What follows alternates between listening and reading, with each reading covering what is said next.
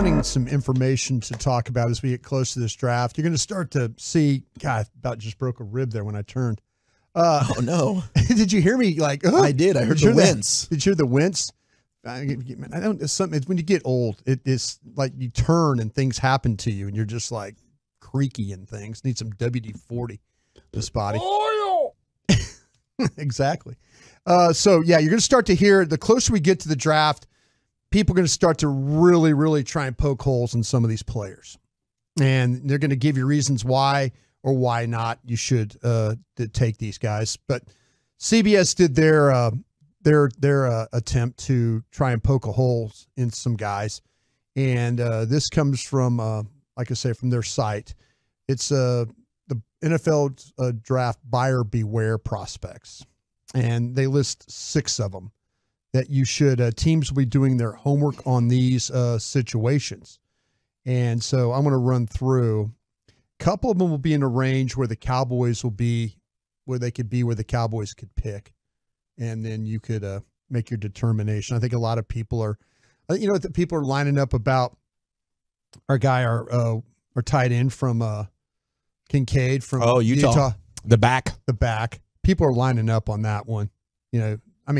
To me, it was a bone problem, but you hear the word back and all that. And yeah, people get upset. I mean, it was encouraging that his doctor came out, cleared him, said he's ready for football activities. But I understand being cautious. Yeah. All right. The first one on the list is Brian Breezy from Clemson, the defensive tackle.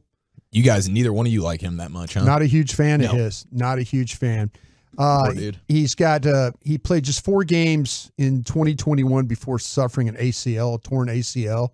In his final season at Clemson, he had 3 other medical setbacks until he also had a situation where he lost his sister. So he was in a grieving situation there. He's, a lot of these things he's battled back that have kind of been out of his control. But that's something that you have to talk about with him is the injuries that he has suffered throughout. If he's one of those guys where we're working on the draft and then he goes, say, the first round, the second round, and he's not being selected, then the media scouts will go, it's the medicals. It's the medicals that will affect him. I don't anticipate the Cowboys drafting this guy. I just don't. From the playing ability and stuff like that, I would be more than shocked. That would be one of those picks if they handed that card in, I would go, they saw something completely different in this player. And Steven talked about that today, how, there's a lot of people with good opinions, but the opinions don't always match up. Yeah. But that's a concern, a red flag for the quality of the film and medical. And the medical. That'd be a nightmare for us. Yeah. Yeah. And you see it. I mean, he's wearing those big, bulky knee braces, and I do think they kind of give him some issues, and he gets pushed around a little bit when you watch him play. And when people say, like, hey, we'll watch this one specific game, I'm like, I watched 3 others, and I didn't like what I saw. Yeah. The next guy would be Georgia defensive tackle Jalen Carter, and he's the #1 player on my board, but there are concerns. And they're talking about maturity concerns before his legal matters. Even before he had the legal troubles, there were the legal matters. And that's why teams in the top 10 are all kind of hunkering down and trying to figure this out. I know he's got a couple of visits. He got one with Detroit coming up. So he's taking those visits inside the top 10. If I was in the top 10, I would have my private investigators on this one. Yeah. I would have my FBI guys on this one. I would be in Athens, Georgia right now trying to figure this one out. Yeah. Because is he just a guy that likes to go out and party and things get a little bit over the line here and there? Well, the word maturity was used. It wasn't it wasn't one of those things where they were talking about, well, the guy's got an alcohol problem or something like that. It was just, there were things even before he had the trouble with the drag racing stuff, which that ended just unfortunately for a lot of parties. Sometimes you have a bad decision and it's an incident, not an issue. Yeah. You know what I'm saying? Everybody's made some decisions there at that time. So you just have to know how common they are. Certainly. How do the interviews go? He's just so darn talented. I think he's the best player in the draft to me. He is my #1 ranked player. Yeah, I'm just going to take a gamble, and especially at that position. Like if you find an interior defensive tackle that can rush the quarterback and plays the run, both outstanding, that's a difference maker in the middle of your defense. Absolutely. And like I said, FBI, Butchie, my guy Butchie in Philly would be down there in Athens, Georgia, making sure that I had everything squared up. I'll tail him for you. You don't need Butchie. I keep telling you this. I know Butchie's your guy. I'll do the job for half the price, Brian. Butchie, 10 grand. Dawson will come cheap. Oh, really? You're going half. You're going half because Butchie, we got charged 25 grand. I was trying to explain. Okay, with inflation, bro, Butch is probably charging 100K these days. But Butchie can figure it out. But I trust you. I do trust you. The next guy is DeJuan Jones. He's an offensive tackle from Ohio State. And he is a 53rd player on my board right now.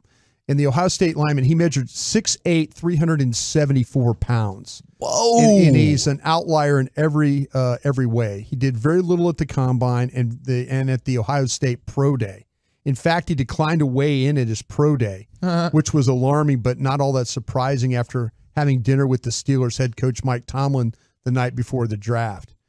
Jones was a much improved player from 2021 to 2022, so it speaks to his discipline. However, teams will want to sit down with him and make sure he's motivated to keep his weight in check. He's a polarizing tackle in this class. I know Vach Lombardi, who does excellent work, comes on with the Get Right, loves him. Yeah. I felt the opposite when I watched him. His technique sometimes gets poor. His handwork gets poor. He looks a little sloppy, but he's huge. Like once he gets his hands on you, similar to an Orlando Brown, he's a mauler, but I just didn't see a ton of athleticism there when you watch him play. Speed rushers, I think, might be able to bend, get underneath, and give him a lot of problems at the next level. I think he's a right tackle only type of a player. Absolutely. And the thing about it is, if you watch Paris Johnson on the other side, that's the guy you'd want. Because he's the athlete. That's a first rounder. He's the best tackle in the draft. Best by far. Okay, the next one is the running back, Dwayne McBride. And if you follow mock drafts, if you're one of those guys that or gals that like to send me mock drafts, Dwayne McBride from UAB, University of Alabama, Birmingham. He's a running back. He gets picked a lot for people. He's my 176th ranked player on my board. And there's a lot of people that have him a whole hell of a higher than that. And CBS says McBride is one of their favorite running backs to watch in his class. He's been an enjoyable play style, as well as the size to be a feature back in the NFL. The concern is he's had 5 fumbles last season and 4 the prior year to that.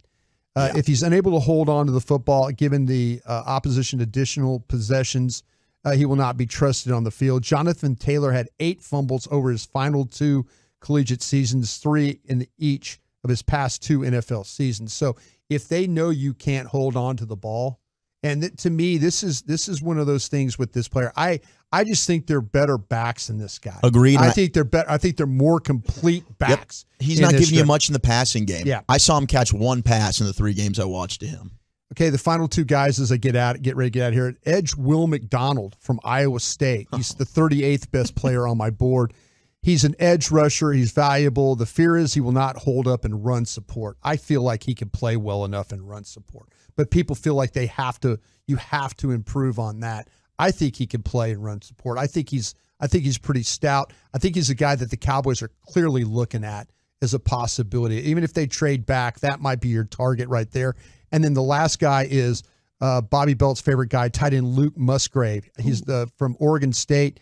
He's the 31st ranked player on my board. He's got talent. He catches well. He's a better blocker for which he's given credit for. But the 47 career receptions in college, the back up the lesser talent, then he played 2 games where he finally got his opportunity. So there's a lot to learn from him and wired. You got to learn how this guy's wired before you make the pick. I think he's a really good player. I think he's a really good athletic player. The problem is you also have to check a little bit of an injury history there.